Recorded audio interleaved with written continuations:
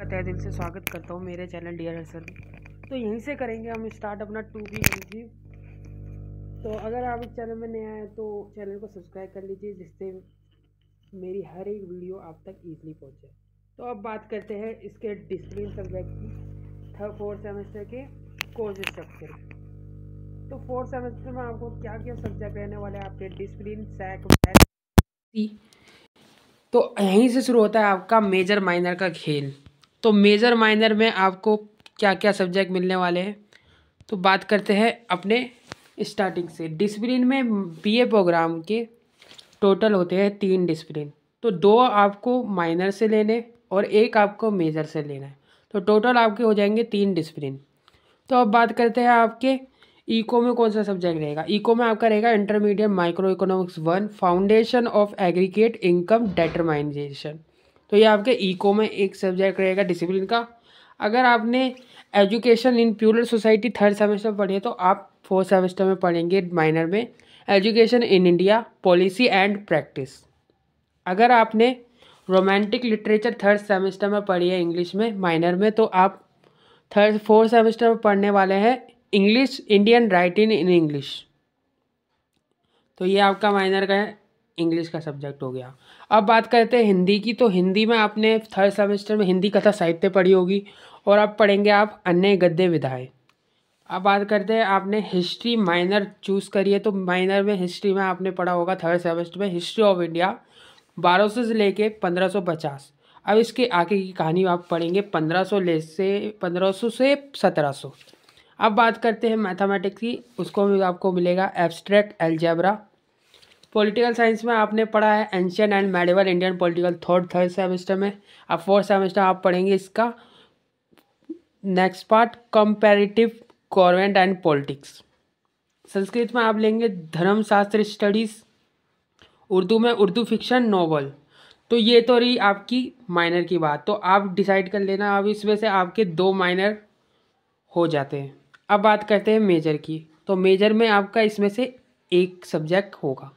तो अब बात करते हैं आपको मेजर में क्या क्या सब्जेक्ट मिलेंगे।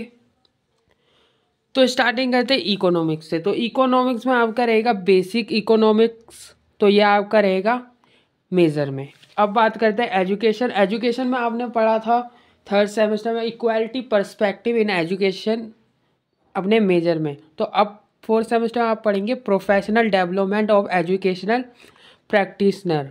तो ये आपका रहेगा आपका एजुकेशन का सब्जेक्ट इन मेजर सब्जेक्ट। अब बात करते हैं इंग्लिश में। आपने इंग्लिश में विक्टोरियन लिटरेचर 3rd सेमेस्टर में पढ़ चुका है, तो 4th सेमेस्टर में आपको मिलेगा इसका नेक्स्ट पार्ट जो है Indian writing in English translation. तो ये रहा आपका मेजर का इंग्लिश का सब्जेक्ट। अब बात करते हैं हिंदी। हिंदी में आपने 3rd सेमेस्टर में जनपाद्य लोकनाट्य विशेष को पढ़ा होगा। तो अब आप पढ़ेंगे किसी एक साहित्यकार का अध्ययन भरत तेंदु, किसी एक साहित्यकार का अध्ययन जयशंकर प्रसाद हिंदी।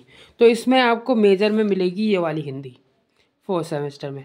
अब बात करते हैं हिस्ट्री की। तो हिस्ट्री में मेजर में आपने cultural transformation in early modern Europe का पार्ट 1 पढ़ा है।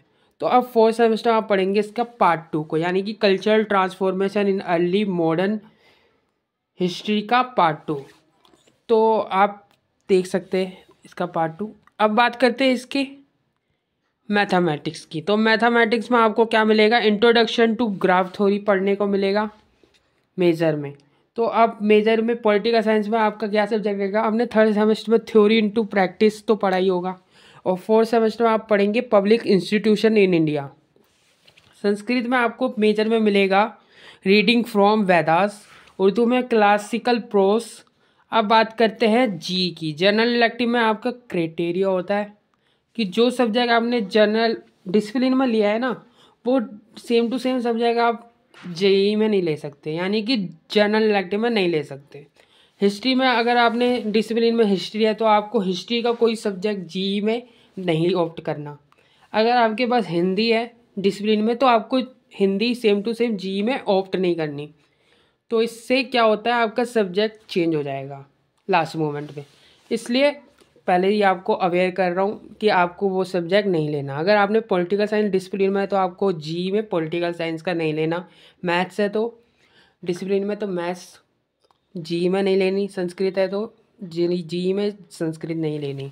तो ये थे आपके, अगर इंग्लिश है तो आपको इंग्लिश भी उसमें नहीं लेनी, क्या बोलते हैं, जनरल इलेक्टिव में। तो ये थे आपके कुछ जनरल इलेक्टिव का क्राइटेरिया, और इसमें और भी क्राइटेरिया है जनरल इलेक्टिव में, जो कि है आपका एलिजिबिलिटी के अकॉर्डिंग। तो एलिजिबिलिटी क्या होगी आपकी, तो इंग्लिश फ्लुएंसी पार्ट 2 अगर आपने थर्ड सेमेस्टर में ले रखी है तो आपको फोर्थ सेमेस्टर में ऑब्वियसली आपको यही मिलेगी, हिंदी लैंग्वेज का सब्जेक्ट। तो हिंदी में आपको मिलेगा हिंदी गद्य उद्भव और विकास का पाठ का, खा और गा। तो इसमें से आपको एक ऑप्ट करना है जो कि आपकी एलिजिबिलिटी का अकॉर्डिंग है। तो अब देखते हैं एलिजिबिलिटी आपकी क्या है।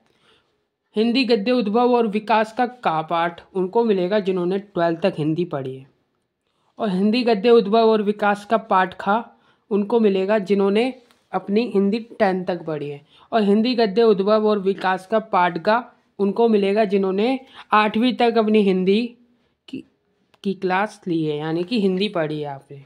अब बात करते हैं, आपने अगर थर्ड सेमेस्टर में हिंदी ले रखी है तो फोर्थ सेमेस्टर में आपको इंग्लिश फ्लुएंसी का पार्ट 2 पढ़ना पड़ेगा। अब बात करते हैं डिसिप्लिन में, आपने इंग्लिश का कोई सब्जेक्ट ले रखा है और तो फिर आपने इसमें भी इंग्लिश का सब्जेक्ट ले लिया जीई में, तो ना आपका लास्ट मोमेंट में क्या होगा, आपका सब्जेक्ट जो है चेंज हो जाएगा। ड्यू सोल वाले ऑटोमेटिकली आपका सब्जेक्ट चेंज कर देंगे, इसलिए आपको ये गलती नहीं करनी। जो आपने डिसिप्लिन में ऑप्ट करा है वही सिमिलर सब्जेक्ट आपने जनरल इलेक्टिव में ऑप्ट नहीं करना है, ठीक है। और अगर आपने जी में अपने डिसिप्लिन में हिंदी ले रखी है हिंदी, तो फिर आपको जनरल इलेक्टिव में हिंदी लेने की ज़रूरत नहीं है, आप इसमें से किसी और सब्जेक्ट को ऑप्ट कर सकते हैं। बहुत सारे ऑप्शन हैं इसमें। अगर आपने डिसिप्लिन में हिस्ट्री ले रखी है तो आप इसमें ये वाली हिस्ट्री नहीं ले सकते। अगर आपने डिसिप्लिन में पॉलिटिकल ले रखी है तो आप इसमें पॉलिटिकल नहीं ले सकते। आई होप आप समझ गए होंगे कि मैं क्या कहना चाहता हूँ। अगर आपने डिसिप्लिन में इको ले रखी है तो आप इसमें इको नहीं ले सकते। तो ये अब सारी बातें मैंने आपको पूरी क्लियरली डीपली समझा दी है कि आपको क्या सब्जेक्ट कब लेना है और क्या सब्जेक्ट नहीं लेना है। अब बात करते हैं आपके ऑप्शन की। तो आपके पास बहुत सारे ऑप्शन बचे हैं इसमें लेने की, जैसे कि कॉमर्स का हो गया है, इको हो गया, history, mathematics, political, Hindi, English. तो आप इसमें से ऑप्ट कर सकते हैं अपने एलिजिबिलिटी के अकॉर्डिंग, अपने डिसिप्लिन और जनरल इलेक्टिव को देख के easy subject.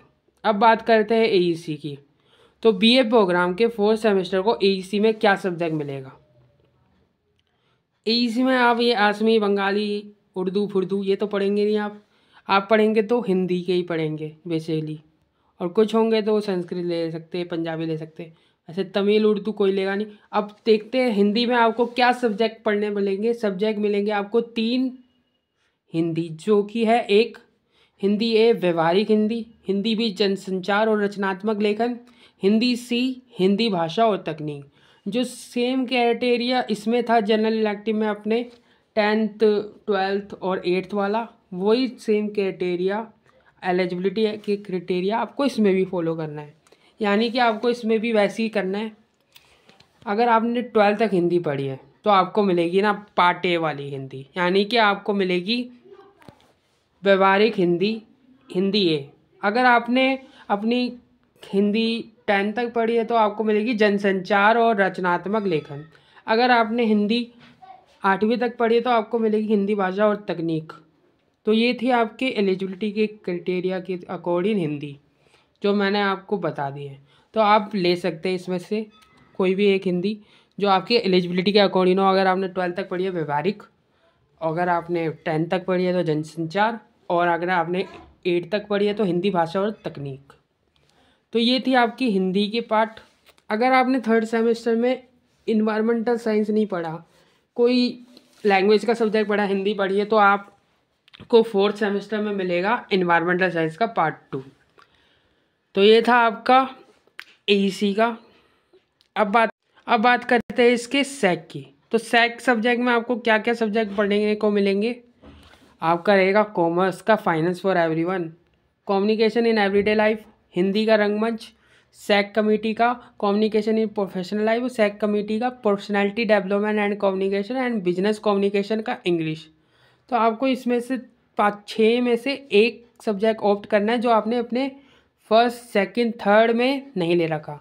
Suppose for example अगर मैंने फर्स्ट सेमेस्टर में अपना कम्युनिकेशन एवरीडे लाइफ पढ़ लिया, सेकंड में रंगमंच पढ़ लिया, थर्ड में कम्युनिकेशन प्रोफेशनल पढ़ लिया, तो मैं जो है इन तीनों सब्जेक्ट जो है आपके जो मैंने पढ़ लिया, हिंदी, कम्युनिकेशन और अपना कम्युनिकेशन प्रोफेशनल लाइफ और इंग्लिश का कम्युनिकेशन एवरीडे लाइफ और रंगमंच, ये 3 सब्जेक्ट को छोड़ के मेरे पास ऑप्शन बचेगा कॉमर्स, सैक कमेटी का पर्सनैलिटी डेवलपमेंट और बिजनेस कम्युनिकेशन। ये तीनों में से मैं एक लूँगा।